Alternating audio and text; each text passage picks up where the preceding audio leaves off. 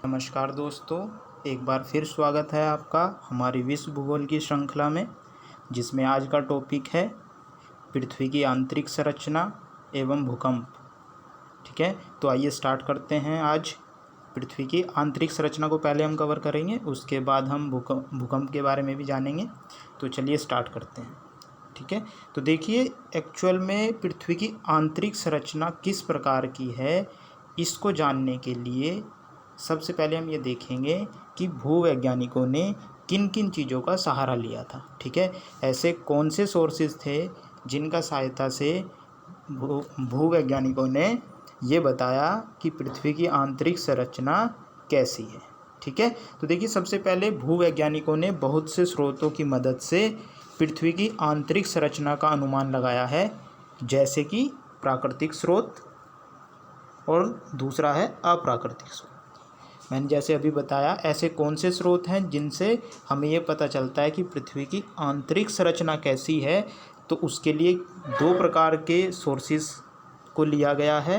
एक को बोलते हैं हम लोग क्या, प्राकृतिक स्रोत, और दूसरे को बोलते हैं अप्राकृतिक स्रोत। ठीक है, तो सबसे पहले हम जानेंगे कि प्राकृतिक स्रोत क्या होते हैं, कौन से ऐसे प्राकृतिक स्रोत हैं जिनसे हमें ये पता चलता है कि पृथ्वी की आंतरिक संरचना किस प्रकार की है। ठीक है, तो देखो हमारे पास क्या है, प्राकृतिक स्रोत। इसमें दो स्रोत लिए गए हैं, पहला है ज्वालामुखी उद्गार से और दूसरा है भूकंप विज्ञान से। ठीक है, क्योंकि क्या होता है, ज्वालामुखी से क्या होता है, ज्वालामुखी से जो पृथ्वी के अंदर क्या है, पृथ्वी के अंदर जो लावा है वो ज्वालामुखी से बाहर निकलता है और उसका सैंपल लेके हम लैब में टेस्टिंग करते हैं कि इसमें कौन कौन से पदार्थ हैं, कौन कौन से तत्व इसमें हैं। तो उससे हमें पता चल जाता है कि पृथ्वी की आंतरिक संरचना कैसी है। ठीक है, दूसरा इसी में क्या है, भूकंप विज्ञान। क्या है, भूकंप विज्ञान। तो इसके बारे में जान लो, भूकंप विज्ञान का बारे में। तो भूकंप विज्ञान क्या है, इसमें क्या करते हैं, भूकंप में क्या होता है, भूकंपीय तरंगे, जब भूकंप आता है तो क्या जनरेट होता है, भूकंपीय तरंगे जनरेट होती हैं। तो उनके माध्यम से, उनकी स्टडी करने के बाद हमें पता चल सकता है, ये अनुमान लगाया जा सकता है कि पृथ्वी की आंतरिक संरचना कैसी होती है। एक्चुअल में हम इनकी स्पीड को काउंट करते हैं कि किस तरीके की इनकी स्पीड है।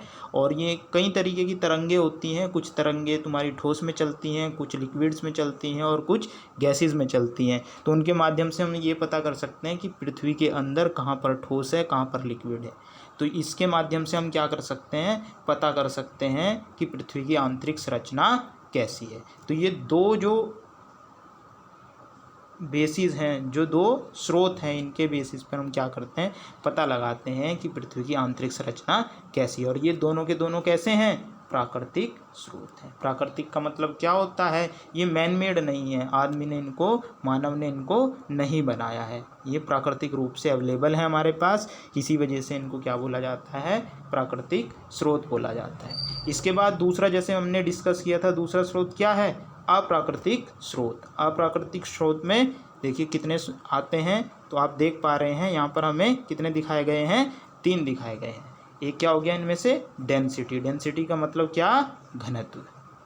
ठीक है, हम क्या कर सकते हैं, पृथ्वी का घनत्व जान सकते हैं। दूसरा ये है प्रेशर, कि एक्चुअल में इस पर कितना प्रेशर लग रहा है। और तीसरा क्या है, टेम्परेचर। ये कैसे स्रोत हैं, अप्राकृतिक स्रोत।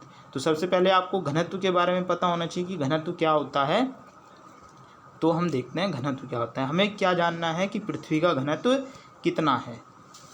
ठीक है, और पृथ्वी के घनत्व से फिर हम ये पता कर सकते हैं कि इसकी आंतरिक संरचना कैसी होगी। हम क्या कर सकते हैं कि पृथ्वी से कुछ सैंपल ले सकते हैं। किससे, पृथ्वी से कुछ सैंपल निकाल सकते हैं बाहर, और उससे हम क्या निकाल सकते हैं, उसकी डेंसिटी निकाल सकते हैं। ठीक है, आप जानते होंगे डेंसिटी, घनत्व क्या होता है, मास अपॉन वॉल्यूम। या फिर देखो यहाँ पे एक सिंपल सी डेफिनेशन दे रखी है, वैसे तो फिजिक्स की डेफिनेशन है, लेकिन आप इतना जानें कि प्रति एकांक आयतन में कितना द्रव्यमान होता है, वही क्या कहलाता है, घनत्व कहलाता है। यानी अगर आप एक इकाई आयतन लें और उसमें क्या जानें, उसका द्रव्यमान निकालें, तो उसी को क्या बोल देते हैं हम लोग, डेंसिटी।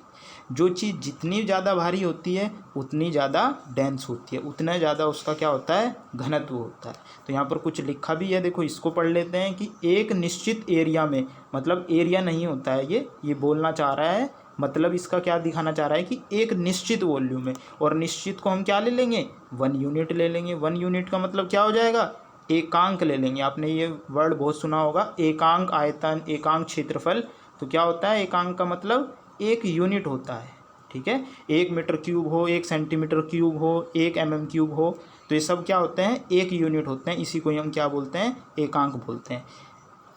तो ये लिखा हुआ एक निश्चित वॉल्यूम में किसी मटेरियल का वजन जितना होगा वो उसकी डेंसिटी होती है। तो ये बात ध्यान रखनी है। तो इसी से हम पता कर सकते हैं कि किस तरीके का पृथ्वी की आंतरिक संरचना है, मतलब कितनी ज़्यादा डेंस है, कितनी ज़्यादा डेंस है, ठीक है।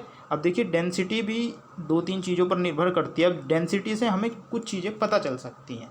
कैसे पता चल सकती हैं, उनको जान सकते हैं कि अगर हमें पता चला कि पृथ्वी का घनत्व इतना है तो उससे हमें डायरेक्ट कुछ चीज़ें पता चल सकती हैं। जैसे अभी हमने प्रेशर की बात करी और टेम्परेचर की बात करी, तो देखिए डेंसिटी क्या होती है, डायरेक्टली प्रोपोर्शनल होती है प्रेशर की।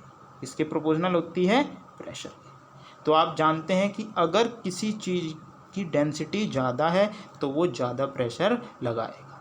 सपोज करो हम अंदर इस वाले पॉइंट में पृथ्वी दिख रही है, आपको एक चित्र दिख रहा है, पृथ्वी के इस पॉइंट पे हम अंदर जा रहे हैं, तो इसका मतलब होगा कि इस पॉइंट पे ज़्यादा से ज़्यादा प्रेशर लग रहा होगा। क्यों, क्योंकि ये डेंस है, ठीक है। इस वाले पॉइंट पे ज़्यादा से ज़्यादा प्रेशर लग रहा होगा। अब दूसरा है कि प्रेशर किसके डायरेक्टली प्रोपोर्शनल है, टेम्परेचर के। तो इसका मतलब ये हो गया कि अगर प्रेशर बढ़ रहा है किसी पॉइंट के ऊपर तो क्या होगा, उतना ही ज़्यादा उस पॉइंट पर क्या होगा, टेम्परेचर होगा। इसका मतलब क्या है कि जितना ज़्यादा डेंसिटी उतना ज़्यादा प्रेशर, और जितना ज़्यादा प्रेशर उतना ज़्यादा टेम्परेचर। इसी कारण बहुत सी बार आपने सुना होगा कि पृथ्वी के अंदर क्या है, अंदर का गोला क्या है, उसका गर्म है, आज भी ज्वलनशील है, ठीक है। तो हम आगे चलते हैं। अब देखिए जो बात मैंने अभी बोली कि वैज्ञानिकों ने देखा, जब वैज्ञानिकों ने इन दोनों स्रोतों का अध्ययन किया तो उन्होंने एक बात कॉमन सी देखी कि जैसे जैसे पृथ्वी की सतह है इससे अंदर वो जाते हैं तो क्या होता है, इससे अंदर जाने पर पृथ्वी के बाहरी सतह से आंतरिक सतह की ओर जाने पर घनत्व में वृद्धि होती है। इसका मतलब क्या है, जैसे जैसे आप अंदर खुदाई करते चले जाएंगे और अंदर की जो मिट्टी आप निकालेंगे बाहर, उसका घनत्व ज़्यादा होगा एज़ कम्पेयर टू अगर आप ऊपर से ही सरफेस से ही आप मिट्टी लेंगे और उसका क्या निकालेंगे, घनत्व निकालेंगे। तो ये कहने का मतलब क्या है कि जैसे जैसे आप सतह से आंतरिक सतह की तरफ चलते चले जाएंगे तो घनत्व क्या होगा, बढ़ने लगता है। तो ये क्वेश्चन पूछा भी गया है कि क्या सतह से अंदर चलने पर पृथ्वी का घनत्व बढ़ता है। तो ये बात सही है कि पृथ्वी का घनत्व बढ़ता है। कहाँ पर बढ़ता है, सेंटर की तरफ चलने पर, ठीक है। अगला पॉइंट हमें क्या कहता है, पृथ्वी के अंदर जाने पर डेंसिटी बढ़ रही है, मतलब प्रेशर भी बढ़ेगा। ये पॉइंट मैंने अभी क्लियर करा दिया आपको। क्यों ऐसा होता है, क्योंकि डेंसिटी यानी रो किसके डायरेक्टली प्रोपोर्शनल होता है, प्रेशर के। तो डेंसिटी अगर बढ़ रही है तो प्रेशर भी बढ़ेगा। इससे पता चलता है कि पृथ्वी का आंतरिक भाग भारी धातुओं से मिलकर बना है। इसका मतलब ये है कि जो पृथ्वी का आंतरिक भाग है, बाहर से अगर हम इसका ये बाहरी भाग छोड़ के अंदर का भाग देखेंगे तो एक किससे मिलकर बना होगा, भारी धातुओं से, भारी चीज़ों से मिलकर बना होगा। चूँकि क्या है, यहाँ पर घनत्व क्या है, ज़्यादा है, घनत्व क्या है, ज़्यादा है, ठीक है। और घनत्व किसकी वजह से ज़्यादा हो रहा है, भाई कुछ भारी सामान इसके अंदर रखा हुआ है पृथ्वी के अंदर वाले हिस्से में, तो इसी वजह से तो यहाँ पे घनत्व है। इस वजह से क्या होता है, पृथ्वी का आंतरिक भाग का क्या होता है, घनत्व बढ़ता चला जाता है, ठीक है।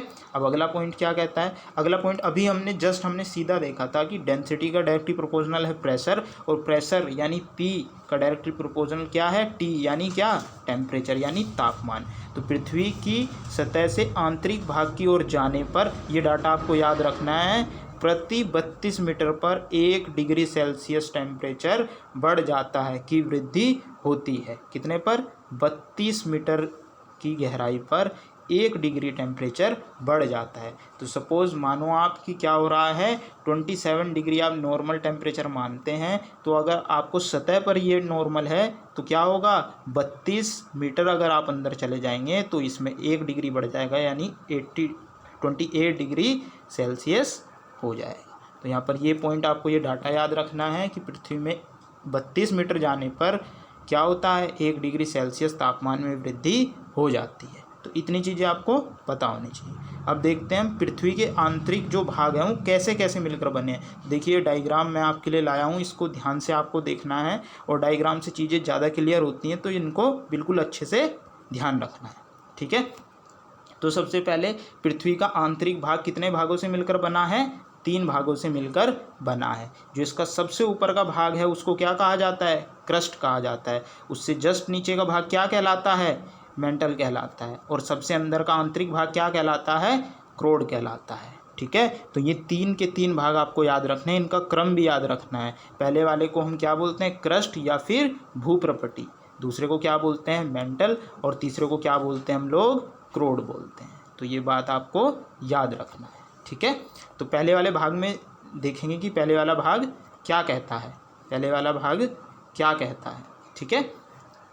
क्रस्ट क्या होती है, तो सबसे पहले इसके नाम, एक दूसरा नाम और है, क्या बोलते हैं उसको, भूप्रपटी। तो आपको सीधा प्रपटी भूप्रपटी समझ में आ रहा होगा कि जो ऊपरी परत है उसी को हम क्या बोलते हैं, भूप्रपटी या क्रस्ट बोलते हैं। और दूसरी चीज़ आपने ये भी देखी है किस तरीके की होती है, ठोस होती है, ठीक है, क्योंकि ज़मीन आपने देखा है हमेशा ठोस होती है।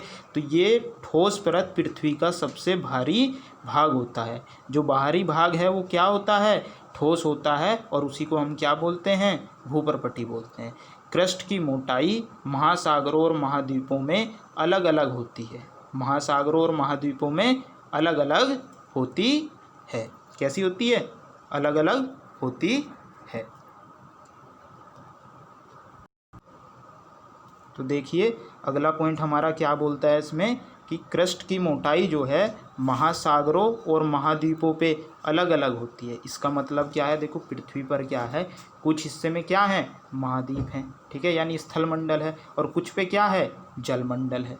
क्या है, जलमंडल है। तो वहाँ पर क्या होता है, उसको बोलते हैं महासागर, और इनको क्या बोलते हैं, जो बड़े बड़े हिस्से भूभाग के हिस्से उनको क्या बोलते हैं हम लोग, महाद्वीप बोलते हैं। तो हमसे ये बोला जा रहा है कि जो ये क्रस्ट है, ये भूप्रपटी है, इसकी मोटाई जो है दोनों जगह अलग अलग होती है। अब कैसे अलग अलग होती है, आप देख के बता सकते हैं। भाई जहाँ पर महाद्वीप है वहाँ पे भी ज़मीन है, और जहाँ महासागर है वहाँ तो गहराई में जाके ठोस प्रपटी है। तो इसलिए वहाँ की जो मोटाई होगी किसकी, भूप्रपटी की, वहाँ की कम होती है, महासागरों की, और महाद्वीपों की क्या होती है, ज़्यादा होती है। तो थोड़ा सा प्रैक्टिकली सोच के करोगे तो एकदम याद रहेगा कि कहाँ पर इसकी मोटाई ज़्यादा होती है, महाद्वीपों पर इसकी मोटाई ज़्यादा होती है, और महासागरों पर इसकी मोटाई कम होती है। दूसरा एक और पॉइंट आपको याद रखना है इसमें, कि क्रस्ट का जो निर्माण होता है वो 2 के द्वारा होता है। किसके द्वारा, सिलिका और एल्युमिनियम के द्वारा। किसके द्वारा, सिलिका और एल्युमिनियम के द्वारा, ठीक है। इसीलिए इसको क्या बोला जाता है, सियाल बोला जाता है। क्या बोला जाता है, सियाल बोला जाता है। इस प्रॉपर्टी को एक स्पेशल नाम दिया जाता है, वो क्या है, सियाल। सियाल क्यों बोला जाता है, देखो ये 2 इसके नाम की वजह से है। SI से क्या होता है, सिलिका, और AL से क्या है आपका, एल्युमिनियम। तो इस वजह से इसे क्या बोला जाता है, सियाल बोला जाता है, ठीक है।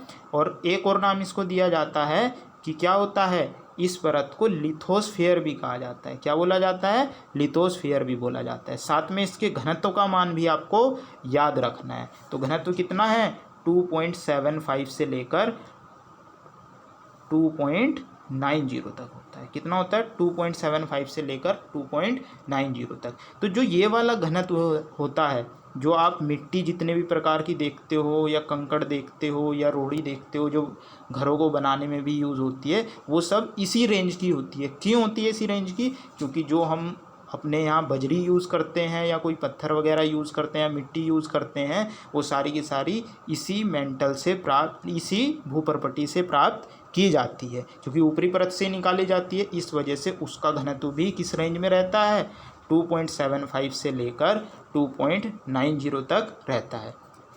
तो यहाँ तक हमारी बात हो गई किसकी, भूप्रपटी की, यहाँ तक बात हो गई है। अब हमें बात किसकी करनी है, मेंटल की बात करनी है। तो देखो मेंटल की बात करते हैं कि इस प्रॉपर्टी के ठीक नीचे वाली जो परत है उसको क्या बोला जाता है, मेंटल बोला जाता है। तो आप देख पा रहे हैं यहाँ पे SI + MA लिखा हुआ है। इसका मतलब क्या हो गया, सिलिका प्लस मैग्नीशियम। तो एक तो बात ये याद रखनी है कि भूपर्पटी के नीचे वाली परत जो होती है, जो यहाँ तक आपको दिख रही है, इसका नाम क्या होता है? मेंटल होता है। क्या होता है? मेंटल होता है। क्रस्ट के निचले भाग को मेंटल कहा जाता है। क्रस्ट के नीचे वाले भाग को क्या कहा जाता है? मेंटल कहा जाता है। पृथ्वी के आयतन का 83% और द्रव्यमान का 67% भाग यही होता है। मतलब सबसे ज़्यादा जो आयतन है पृथ्वी में, अगर आपसे कोई पूछता है कि सबसे ज़्यादा आयतन कौन सी परत का है, तो सबसे ज़्यादा आयतन इसी परत का है। और कितना है? 83%। कितना है? 83%। साथ में यहाँ पे लिखा हुआ है 67% भाग यहीं होता है। तो थोड़ा सा इसको कॉमन याद रखना है आपको कि ये दोनों अलग क्यों हैं। भाई आयतन इतना है तो द्रव्यमान भी इतना होना चाहिए था। तो मैंने अभी आपको बताया था कि जो डेंसिटी है वो बदलती चली जाती है। जैसे जैसे हम अंदर की तरफ चलते हैं तो डेंसिटी बढ़ती जाती है, इसलिए द्रव्यमान भी नीचे की तरफ थोड़ा ज़्यादा होता है। चाहे वहाँ पर आयतन कम हो लेकिन थोड़ा द्रव्यमान ज़्यादा होगा। क्यों ऐसा होगा? क्योंकि वहाँ का घनत्व क्या है? ज़्यादा है। ठीक है, ये बात आपको याद रखनी है। दूसरी बात आपको याद रखनी है कि इस परत को क्या बोला जाता है? सीमा भी बोला जाता है। और क्यों बोला जा रहा है ऐसा? क्योंकि सिलिका प्लस मैग्नीशियम यानी Si प्लस Ma से मिलकर बनता है, इस वजह से इसको सीमा भी बोला जाता है। और इसका निर्माण किससे हुआ है? सिलिका और मैग्नीशियम से हुआ है। ठीक है, और इस परत को एक और नाम दिया जाता है पाइरोस्फीयर। क्या बोला जाता है? पाइरोस्फीयर। तो आपके पास एक तो मेंटल लिख के आ सकता है, एक पाइरोस्फीयर लिख के आता है। तो आपको जस्ट एक बात और ध्यान रखनी है कि इसका घनत्व कितना होता है। देखो वहाँ पर था 2.75 से 2.90, अब 2.90 से यहाँ पर हो जाएगा 4.75, यानी कहाँ तक हो जाता है? 4.75 तक हो जाता है। ठीक है, अब चलते हैं। अब देखो, अब लास्ट पॉइंट पर हम अपने आ गए हैं। लास्ट पॉइंट क्या है हमारा? लास्ट पॉइंट है हमारा क्रोड। और ये किसके बाद आ जाएगा? ये आप जानते हैं, ये आ जाएगा आपका मेंटल के बाद। तो मेंटल के बाद जो ये नीचे वाला हिस्सा आप देख पा रहे हैं, ये वाला क्या होता है? इसी को ही हम क्रोड बोलते हैं, या फिर एक और नाम हम सिंपली बोल देते हैं इसको कोर।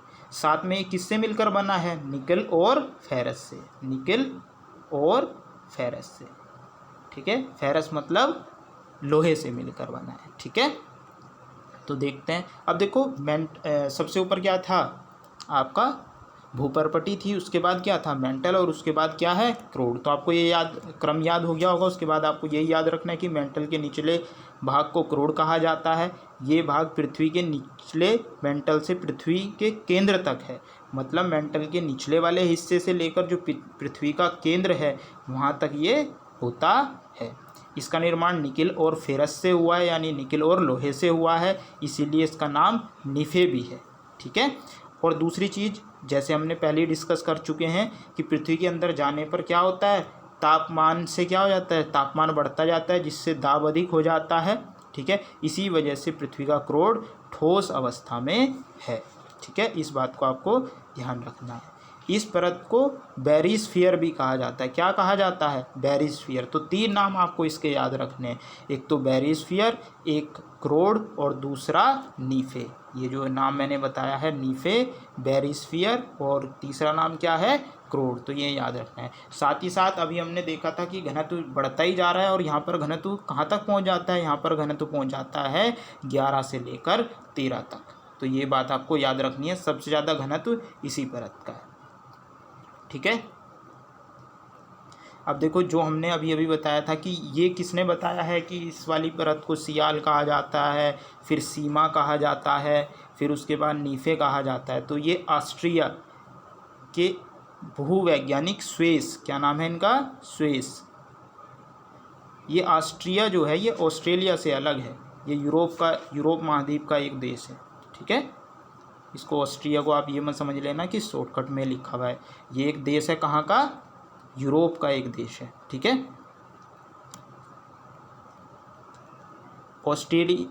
ऑस्ट्रिया के भूवैज्ञानिक स्वेस ने ही पृथ्वी की आंतरिक संरचना को 3 परत सियाल, सीमा और नीफे के माध्यम से समझाया है। तो किसने ये जो नाम दिया है, ये नाम वैसे किस बेस पर दिया गया है? ये नाम दिया गया है कि ये जो प्रॉपर्टियाँ हैं, ये जो परतें हैं, इनमें कौन कौन सी धातु पाई जाती है, उनके आधार पर ही क्या किया गया है, इसका वर्गीकरण किया गया है। तो पहली को सियाल, सियाल का मतलब सिलिका प्लस एल्युमिनियम। दूसरी परत है सीमा, सीमा का मतलब हो गया आपका सिलिका प्लस मैग्नीशियम। और तीसरी परत है नीफे, नीफे का मतलब हो गया निकल प्लस फेरस। ठीक है, तो इतनी बात आपको इसमें ध्यान रखनी है। तो ये आपका पार्ट था किसका?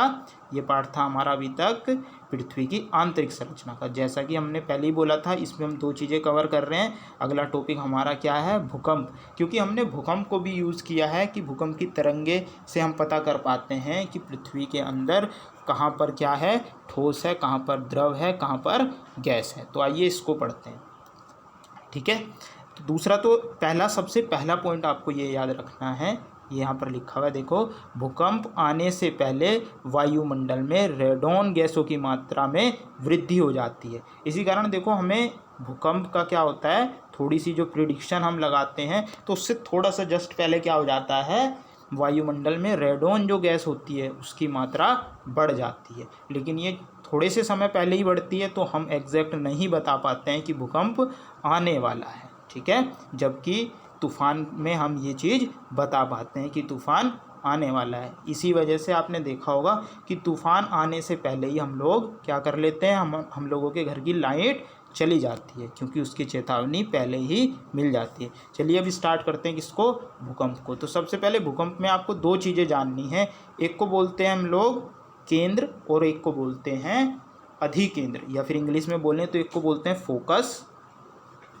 क्या बोलते हैं? फोकस। और एक को बोलते हैं क्या, एपिसेंटर। तो दोनों बात आपको ध्यान रखनी है। तो देखो, भूकंप कहाँ से जनरेट होता है? भूकंप पृथ्वी की आंतरिक संरचना यानी पृथ्वी के अंदर कहीं पे क्या होता है, जनरेट होता है। ठीक है, तो जहाँ पर ये जनरेट होता है, जिस बिंदु पे ये जनरेट होता है, उसको हम बोलते हैं क्या, फोकस। ठीक है, क्या बोलते हैं, फोकस, या फिर हिंदी में क्या बोलते हैं, केंद्र बोलते हैं। कि इस जगह से ये भूकंप क्या हो रहा है, आना, जनरेट होना स्टार्ट हुआ है। तो अब क्या है, पृथ्वी के अंदर है ये पॉइंट, तो लेकिन हमें कहाँ पर चाहिएगा, भूपर्पटी पर भी तो चाहिएगा ना, कि किस जगह पर, कहाँ पर सबसे ज़्यादा इसका विनाश होगा। तो सबसे पहले जस्ट इसके वर्टिकल जो कहाँ पर होगा, देखो मैं थोड़ा सा यहाँ पे पृथ्वी बना देता हूँ, उससे आपको क्लियर होगा। सपोज करो इस पॉइंट पर क्या आया है, केंद्र है, ये क्या है, केंद्र है। और जस्ट इसके वर्टिकल ऊपर अगर हम देखेंगे, जस्ट वर्टिकल ऊपर किस पर देखेंगे, पृथ्वी पर देखेंगे, तो इसी को हम क्या बोलते हैं, यहाँ पर भी दिखाया गया है, भूकंप अधिकेंद्र। क्या बोला जाता है, भूकंप अधिकेंद्र। क्योंकि हमें तो बाहर ही देखना है कि कहाँ पर जान माल की हानि हुई है, तो हमारे लिए अधिकेंद्र भी बहुत ज़्यादा इम्पोर्टेंट होता है, ये देखने के लिए कि कौन सा एरिया इस भूकंप से सर्वाधिक प्रभावित हुआ है। तो ये दोनों पॉइंट आपको समझ आ गए होंगे कि केंद्र किसे कहते हैं और अधिकेंद्र किसे कहते हैं। ठीक है, देखो, भूकंप का मूल केंद्र क्या कहलाता है, फोकस कहलाता है, जो ये वाला पॉइंट है। और इसके जस्ट ऊपर पृथ्वी की सतह पर जो पॉइंट होगा, उसको हम क्या बोलेंगे, अधिकेंद्र बोलेंगे। क्या बोलेंगे, अधिकेंद्र।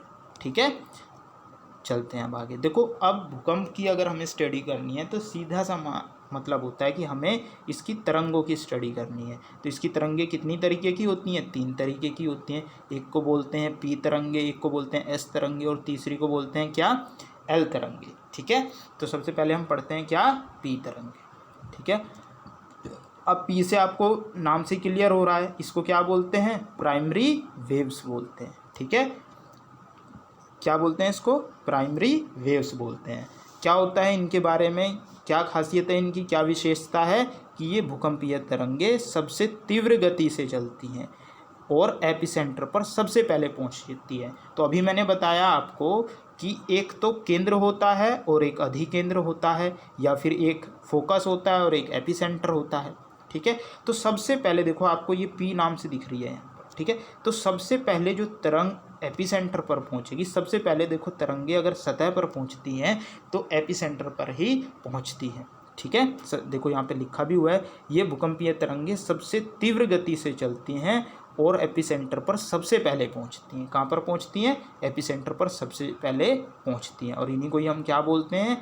पी तरंगे बोलते हैं या फिर प्राइमरी तरंगे बोलते हैं। और इनकी स्पीड कितनी होती है? लगभग 8 किलोमीटर प्रति सेकंड होती है। कितनी होती है? 8 किलोमीटर प्रति सेकंड होती है। ये तरंगे सॉलिड लिक्विड दोनों माध्यमों में गति कर सकती हैं। अब ये जल्दी भी क्यों पहुंच पा रही हैं? इसका भी एक कारण है कि अगर यहाँ पे कोई वाटर बॉडीज आ जाए, जहाँ पर क्या हो, वाटर की टेबल हमारे पास हो, यानी जहाँ पर हमारा भूमिगत जल स्तर हो, तो उसे भी ये आसानी से पार कर जाती है। क्यों पार कर जाती है? क्योंकि ये सॉलिड और लिक्विड दोनों में क्या है, ये गति कर सकती है। इसी वजह से सबसे पहले कहाँ पहुँचती है? एपिसेंटर पर पहुँचती है। तो ये बात आपको याद रखनी है। दूसरी हमारी क्या है? सेकेंडरी वेव्स हैं। कौन सी हैं? सेकेंडरी वेव्स, जिसको हम शॉर्टकट में क्या लिखते हैं? एस तरंगे बोलते हैं। ये तरंगे सिर्फ सॉलिड में चल सकते हैं। कहाँ चल सकती हैं? सॉलिड में चल सकती हैं। इसका मतलब ये है कि ये लिक्विड में नहीं चल सकती हैं। और अगर लिक्विड में नहीं चल सकती हैं तो इसकी वजह से इनकी गति कम हो जाती है। और गति कितनी होती है फिर इनकी? 4 से 6 किलोमीटर। और उसकी हमने कितनी देखी थी? 8 किलोमीटर प्रति सेकेंड। कितनी देखी थी? 8 किलोमीटर प्रति सेकेंड। ठीक है, तो देखिए अब हम अगली तरंगों पे चलते हैं। अगली तरंग हमारी क्या है? पहली थी पी तरंग, फिर थी एस तरंग, अब क्या है? एल तरंग। ठीक है, अब इस एल तरंगों को देखो, इनके नाम से ही रिप्रेजेंट होता है। इसको बोलते हैं लॉन्ग पीरियड वेव्स या फिर सरफेस वेव्स। ठीक है, दो के नाम से इसको जाना जाता है। ठीक है, अभी जैसे हम देख पा रहे हैं कि पहली तरंगे सबसे पहले पहुंच रही थी कहाँ पर? एपिसेंटर पर। दूसरे वाली उसके बाद पहुंचती है। अब तीसरे वाली लॉन्ग पीरियड वेव्स, इनका नाम इसीलिए है। लॉन्ग पीरियड वेव्स का मतलब अधिक समय लेती हैं। तो ये तरंगे एपिसेंटर पर सबसे आखिर में पहुँचती हैं, सबसे आखिरी में पहुँचती हैं। और फिर अगर आखिरी में पहुँचती हैं, इसका मतलब क्या है कि इनकी जो गति है वो सबसे कम होगी। ठीक है, सभी तरंगों में सबसे विनाशकारी ये तरंगे होती हैं। लेकिन इसकी एक ये खास बात है कि सबसे विनाशकारी ये तरंगे होती हैं। ऐसा क्यों होता है? क्योंकि क्या होता है इनमें? इनकी इंटेंसिटी सबसे ज़्यादा होती है। इस वजह से क्या करती हैं ये तरंगे? क्या करती हैं? सबसे ज़्यादा विनाश करती हैं। और दूसरी चीज़ क्या होती है? ये जिग-जैग वे में आगे बढ़ती हैं। जिग-जैग वे का मतलब क्या हो गया? देखो, दो तरीके के आपकी तरंगे चलती हैं। जैसे आपने देखा कि पी एस तरंगे एक दूसरे को पुश करते हुए आगे बढ़ती हैं, मतलब जिस पॉइंट से वो जा रही हैं उसी पॉइंट को आगे एनर्जी ट्रांसफ़र करती हैं और इस तरीके से आगे बढ़ती रहती हैं और पॉइंट पर पहुंच जाती हैं, सीधा एपिसेंटर पर बाहर निकल जाती हैं। लेकिन अगर कुछ तरंगे कोई इस तरीके से चलते हुए, कभी वो इस जगह टकरा रही है, कभी वो इस जगह टकरा रही है, तो पृथ्वी की जो सतह है उसको क्या कर देती हैं? डिसबैलेंस कर देती हैं। और जिसकी वजह से आपको दोलन महसूस होता है भूकंप आते समय। तो इसी वजह से ये जो तरंगे हैं ये सबसे विनाशकारी तरंगे हैं। तो आपको बात समझ आ गई होगी कि किस तरीके से जो हमारी एल वेव्स हैं वो सबसे ज़्यादा विनाशकारी होती हैं। ठीक है, अब देखो, भूकंपीय तरंगों की तीव्रता को जिस यंत्र से नापा जाता है उसे क्या कहा जाता है? सिस्मोग्राफ कहा जाता है। क्या कहा जाता है? सिस्मोग्राफ कहा जाता है। ठीक है, अब देखो, ये सिस्मोग्राफ जो होता है एक्चुअल में ये एक इस तरीके की मशीन होती है कि इसको भूमि की सतह पर रख दिया जाता है। और भूमि की सतह रखने पर जब भूकंप आता है तो ये क्या करती है? वाइब्रेशन होता है और ये एक ग्राफ को प्लॉट करते हैं।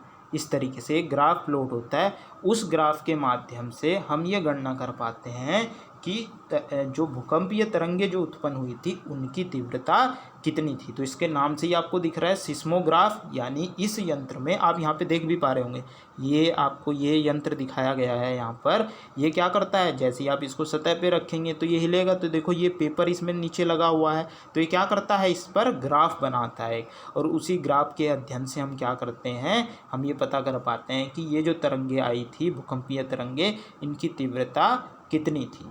अब ये जो तीव्रता है, अब इनका स्केल होता है। देखो, किसी भी चीज़ को नापने के लिए एक स्केल माना जाता है, एक यूनिट, एक इकाई ना बनाई जाती है।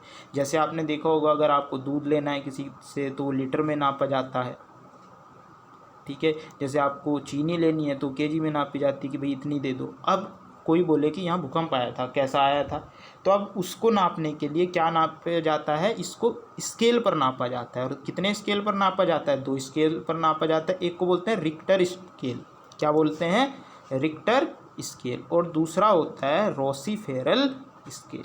तो वैसे तो आपको एक ही ऑप्शन में क्वेश्चन में अगर आता है कभी कि किस स्केल पर भूकंप की तीव्रता नापी जाती है, तो वहाँ पर ऑप्शन में हमेशा रिक्टर स्केल होगा और बाकी 2-3 चीज़ें देता रहेगा। लेकिन कभी कभी अगर जोड़ी बनाने में ये प्रश्न आ गया कि कौन से 2 स्केलों पर नापी जाती है, तो आपको ये भी याद रखना है रोसीफेरल स्केल। ठीक है, अब देखो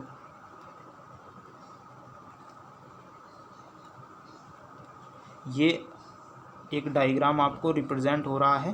ठीक है, इस डायग्राम में ये दिखाया गया है कि कौन से भूकंप के क्षेत्र हैं, क्या है, कौन से भूकंप के क्षेत्र हैं।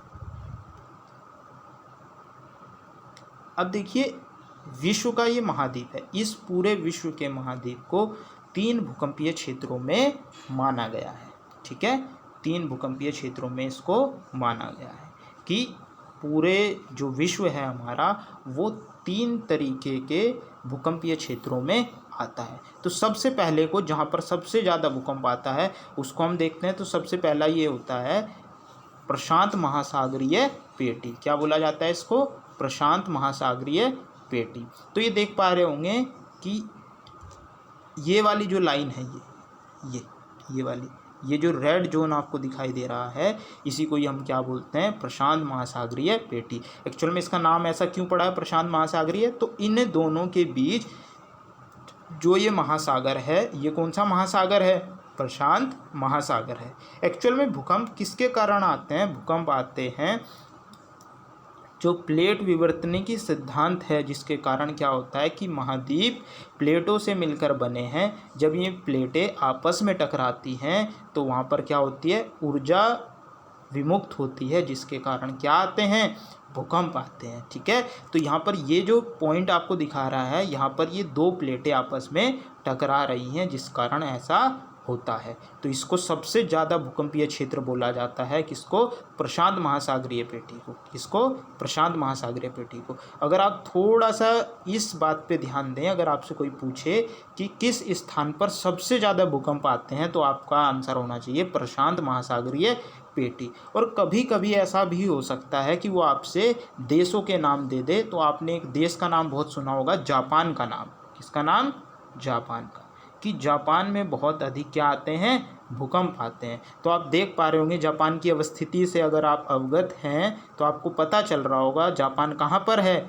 जापान यहाँ पर है। ये देखो ये भारत है, भारत के ऊपर इधर चाइना है, और चाइना के इधर पूर्व में जो ये थोड़े से क्या हैं, द्वीपीय देश हैं, क्या हैं, द्वीपीय देश हैं। तो इन्हीं को ही क्या बोला जाता है, ये जो यहाँ पर द्वीपीय देश आपको छोटे छोटे से दिखाई दे रहे होंगे, ये द्वीपीय देश जो हैं ये जापान ही है यहाँ पर। और इसके नीचे आप ये देख पा रहे होंगे ये फिलीपींस है, ये मलेशिया, ये इंडोनेशिया। तो ये वाले इलाकों में सबसे ज़्यादा भूकंप आते हैं। और इसी तरीके से ये इधर उत्तरी अमेरिका है, तो उत्तरी अमेरिका का ये वाला क्षेत्र जिसको बोलते हैं कैलिफोर्निया स्टेट, तो कैलिफोर्निया की जो ये घाटी है इसमें भी सबसे ज़्यादा क्या आते हैं, भूकंप आते हैं। तो देशों के बारे में भी आप थोड़ा सा आइडिया रख सकते हैं कि इनमें से अगर कोई ऑप्शन होगा तो वो आपका ऑप्शन सबसे ज़्यादा भूकंपों में होगा। ठीक है, दूसरा है, देखो दूसरा है आपका, एक सेकंड में कलर चेंज कर लेता हूँ पेन का। ठीक है, तो दूसरा अगर आप देखना चाहें तो यहाँ पर देख पा रहे होंगे ये है आपका एशिया वाला पार्ट, जिसको क्या बोलते हैं, मध्य महाद्वीपीय पेटी। और इसमें देखो ये महासागरीय पेटी थी और ये महाद्वीपीय पेटी है। महाद्वीपीय क्यों नाम है इसका, क्योंकि ये महाद्वीपों पर स्थित है। तो आप जानते होंगे कि पूरा का पूरा जो विश्व है आपका, ये पहले 2 बड़े महाद्वीपों का हिस्सा था, 2 बड़े भूखंड थे। एक को बोलते थे अंगारा लैंड और एक को क्या बोलते थे, गोंडवाना लैंड। तो जब ये आपस में दोनों टकराए हैं तो यहाँ पर ये मिलते हैं। तो जो भारत है आपका ये यहाँ पर टकराता है। तो ये वाला जो येलो पोर्शन बना है वो इसी कारण से बना है, और इसी को ही क्या बोलते हैं हम लोग, मध्य महाद्वीपीय पेटी। तो यहाँ पर क्या होता है, 21% भूकंप, विश्व के विनाशकारी 21% भूकंप जो हैं वो इसी हिस्से में आते हैं। तो इसको भी आपको याद रखना है। तो आपको ये याद रखना है कि भाई दूसरे स्थान पे इसी वजह से भारत का देखो नॉर्थ इलाका है। आपने भारत के विषय में पढ़ा होगा कि भारत को इतने 4 जोनों में बांटा गया है, अब उसको 5 भी कर दिया गया है। तो आपको ध्यान रखना है कि भारत का जो उत्तरी वाला इलाका है, ये उत्तरी वाला जिसमें दिल्ली एनसीआर, और आज देखो ये जुलाई का महीना चल रहा है, जुलाई की 3 तारीख को आपने आज भी सुना होगा कि आज भी भूकंप यहाँ पर महसूस किए गए हैं। तो इस वजह से ही यहाँ पर भूकंप महसूस किए जाते हैं। जबकि भारत का जो दक्षिणी छोर है वो भूकंप से रहित है, यानी वहाँ पे भूकंप बहुत कम आते हैं, ना के मात्र आते हैं। तीसरा जो क्षेत्र है उसको बोला जाता है क्या, मध्य अटलांटिक पेटी, यानी आपको मैंने पहले ही बताया था उत्तरी अमेरिका, दक्षिणी अमेरिका, यूरोप और अफ्रीका के मध्य जो ये एस आकृति का क्या है, जो ये एस आकृति का आपका महासागर है, इसको क्या बोला जाता है, अटलांटिक महासागर। और यहाँ पर क्या है, अटलांटिक पेटी है। तो इसमें क्या होता है, इसमें क्या होता है कि इसमें जो बाकी परसेंटेज है 16% भूकंप यहाँ पर दर्ज किए जाते हैं। तो पूरे के पूरे विश्व को 3 हिस्सों में बांटा गया है, प्रशांत महासागरीय पेटी, मध्य महाद्वीपीय पेटी और तीसरा है मध्य अटलांटिक पेटी। तो आपको सबसे ज़्यादा वाली याद रखनी है, सबसे डेंजरस कौन सी है, प्रशांत महासागरीय पेटी। तो यहाँ पर इस वीडियो का ये समापन है, ठीक है। तो अगर आपको ये वीडियो पसंद आता है, इस तरीके की वीडियो आप और चाहते हैं, या फिर आपको किसी और टॉपिक में कोई डाउट होता है, तो आप क्या कर सकते हैं, कमेंट करके बता सकते हैं। उस खास टॉपिक के ऊपर भी हम आपको वीडियो प्रोवाइड कर देंगे।